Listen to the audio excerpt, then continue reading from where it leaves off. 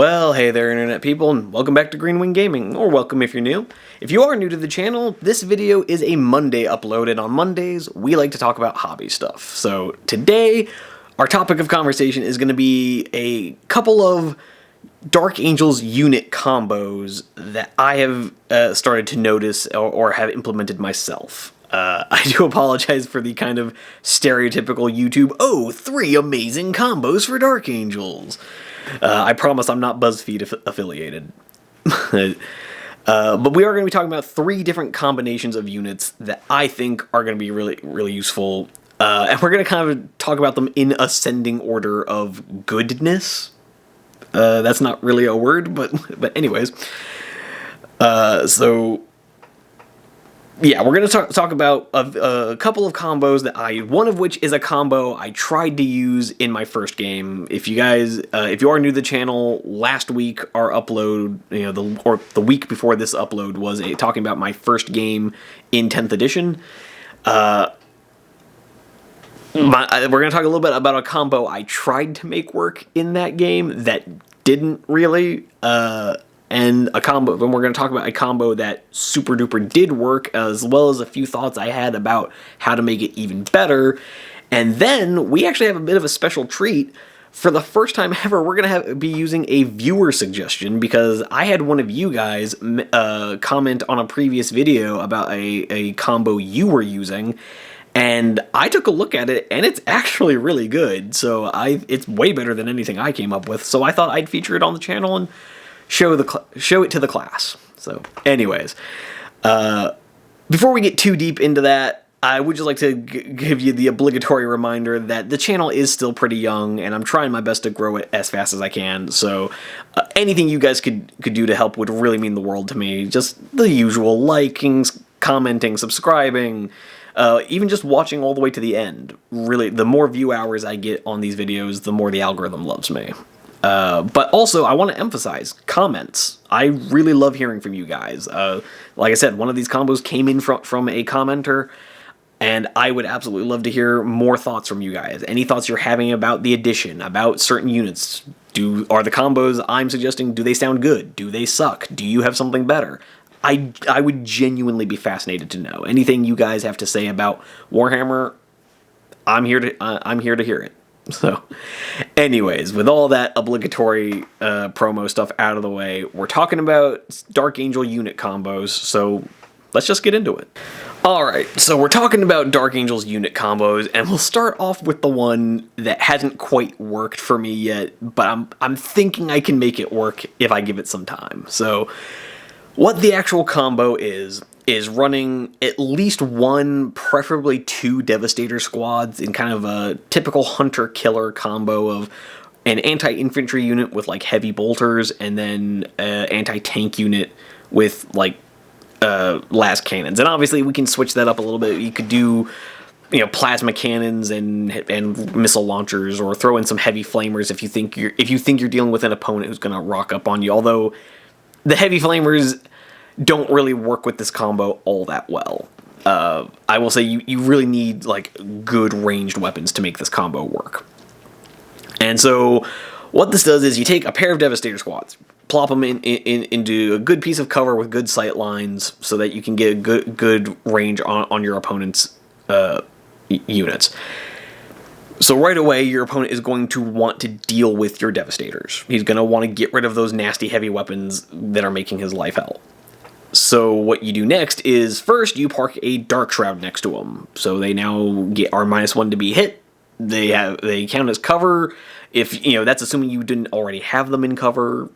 Really, you're doing it for the -1 to be hit. But if you can't put them in cover, now you don't care, because you have a Dark Shroud giving them cover. So you can literally plop these guys out in the open and be having all of the benefits of being in cover. So that, in my opinion, pretty useful.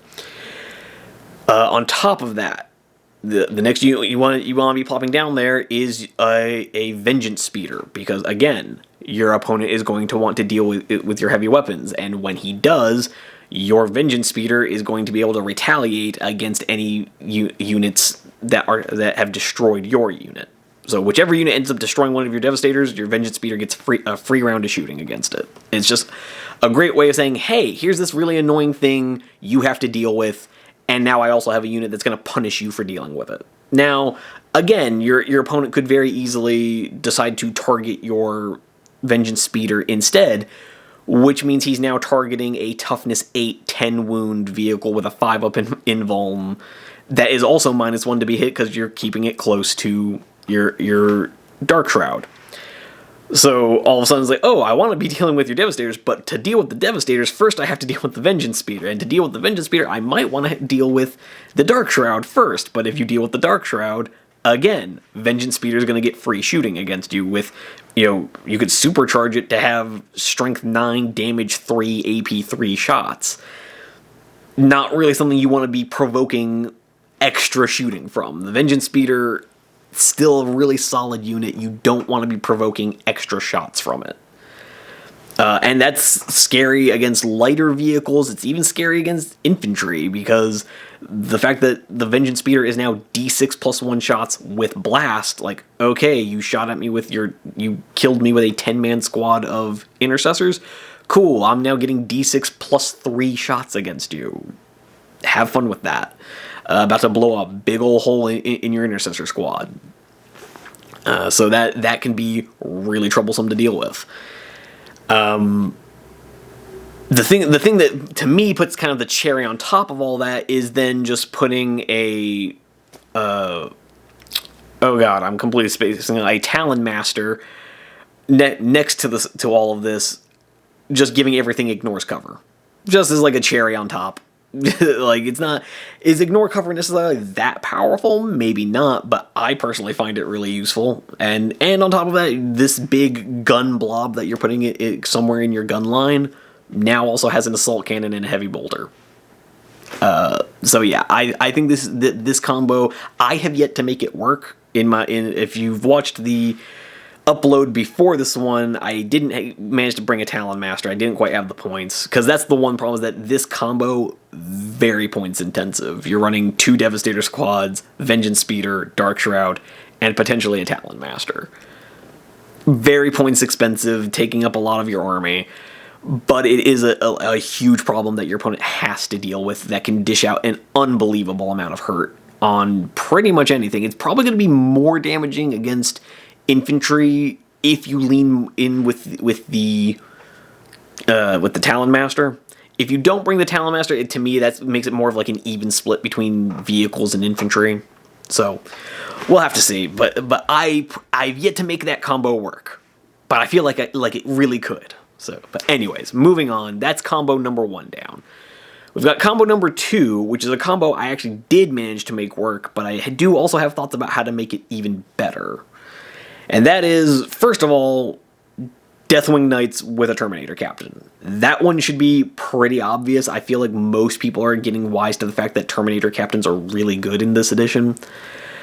I will say I'm not crazy about the fact that they've made it so that a captain does very different things based on what armor he's wearing. I'm not a fan of that at all. I totally understand them having different data sheets, because like you have different toughness, different armor saves, different movement. It does need its own data sheet. I just don't think they should each have their own unique rules. It just kind of makes it hard to keep track of, to me at least. But whatever. For right now, the captain really buffs Terminators. Reroll charges is always going to be good. Always has been good, always will be good. So particularly Deathwing Knights, with having 4 wounds and -1 damage and a 2-up armor, 4-up invulnerable at toughness 5, they're so blisteringly annoying to deal with. Yeah, I just don't even know what to do about that. They're so annoying to deal with. They're kind of points intensive, but not as much as the shooting combo I just told you guys about. And the thing that really buffed this combo in my game was combining it with Ravenwing. For those of you longtime Dark Angels fans, the Ravenwing Deathwing combo is alive and well. It still absolutely works. It just works a little differently than it did, because the way I used it against Khorne Demons, I used my Dark Shroud as a meat shield. It was that simple. I just flung my toughness 8, 10 wound Dark Shroud in, and made my opponent deal with that. Because he didn't, his blood crushers were only strength 7, I believe. Strength 7, strength 6, something like that. And so they were wounding on 5s. And it just took all day. Just combining that with Armor of Contempt, they were just sitting there annoyed out of their minds of why can't, my opponent was just going absolutely bonkers, and why can't I deal with this one annoying ass speeder? And it really helped that my Terminators could now engage enemies on their own terms, that my speeder was body blocking so that I was only engaging one bad thing at a time. And it doesn't have to be a speeder. This is probably the one combo where I'd say bringing Black Knights could be real useful, because you have somewhat good shooting coming in and softening up opponents. Then you're hitting them with the hammer blow of your Deathwing Knights, particularly if you're taking advantage of the rapid ingress stratagem. Real useful. Although then again, even as I say that, I'm pretty sure rapid ingress is that's a core stratagem. Yeah, never mind. I was gonna say I thought that was a Gladius Strike Force thing, but no, that's a core stratagem. So you can drop the Terminators in on your opponent's turn, get your 5 inches of movement on your turn, and get a rerollable charge. So yeah, Deathwing can be really annoying. Combine them with so like I'm thinking running your Black Knights, running Outriders up. I was gonna say Space Marine bikes, but in case you all didn't see the news, Space Marine bikes are no longer a thing. They don't exist. They've been moved to Legends. So, I mean, I guess they are Legends, so you could still use them, but they're probably not going to be the most points efficient going forward, is all I'm going to say. But yeah, so the ability to run up like Black Knights, Outriders, Speeders, and then just on like turn 2, rapid ingress against your opponent, and or I guess if you're going first, you move up on your turn 1 with your Ravenwing stuff, shoot up a bunch of his stuff. Your opponent moves up, rapid ingress, and then on turn 2 you're making a charge with your Terminators. Yeah, that's definitely an effective stratagem, particularly with Black Knights, because the Black Knights do have anti-vehicle and anti-monster 4+, so that's something. And so they could be really interesting if you want to tag team up against something really big. Like, I already found Oath of Moment with Deathwing Knights against a Bloodthirster really effective. I'm imagining there's going to be plenty of other big scary things that could be real useful if you're doubling down on that hammer blow, pun intended, with the Corvus hammers from your Black Knights. Really, I think that could be really useful. I haven't used it yet, but I'm looking forward to it. Last combo, and this is one from you guys. This last combo, again, I haven't used it because I don't even have the units to use it. I don't have any Sternguard veterans.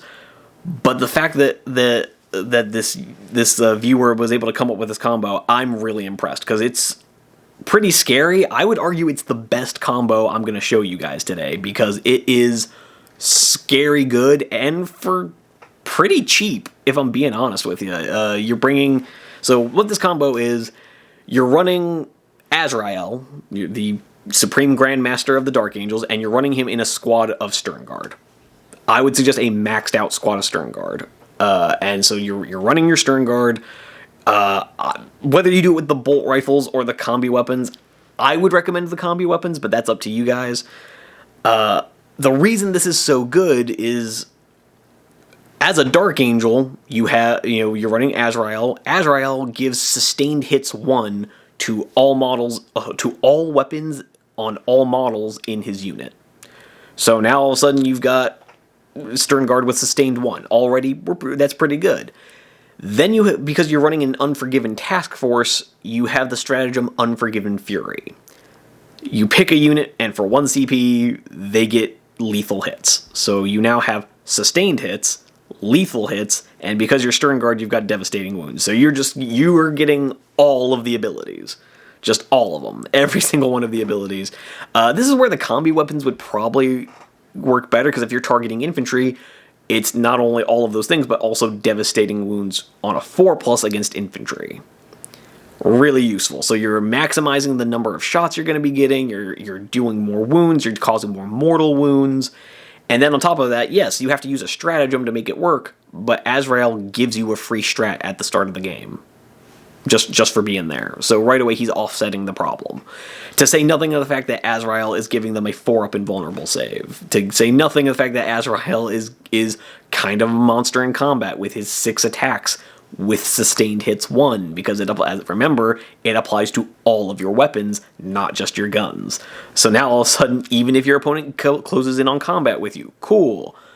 I've got Azrael and sustained hits on all my melee weapons. Come get some. Azrael he's got his 6 attacks, sustained hits 1, hits on 2s, he's strength 6, he's AP -4, damage 2. So any Space Marines or Chaos Space Marines that are trying to come tango with you are gonna learn about picking the wrong one. Azrael is not a joke. He is not a slouch on the melee side of things. And his gun is not half bad either. So you've got a really nasty infantry clearing vehicle that, with all of those sustained hits, lethal hits, devastating wounds, even vehicles to a certain extent are going to have to worry about this, at least somewhat. Maybe not, like, it's not a dedicated anti-tank, but certain vehicles should definitely be afraid of this combo. Very effective. If you're watching this and you're the user who commented this below, I am so impressed. I thought that was really cool, dude. Let me know if you have any other ideas, because I think you might be my Dark Angels mentor going forward. But anyways, those are my 3 combos for you guys. That last one, easily the strongest, but let me know in the comments. What do you guys think? Do these combos work? Do they not? Do you have some of your own? I'm genuinely interested to hear. I genuinely want to know what you guys have to say. We do more uploads like this every Monday. I should be getting game battle reports up and running on Fridays. If they're not already coming back, they should be back soon. But yeah, I would love to see you guys over on the other videos. But in the meantime, happy wargaming. Onward to glory!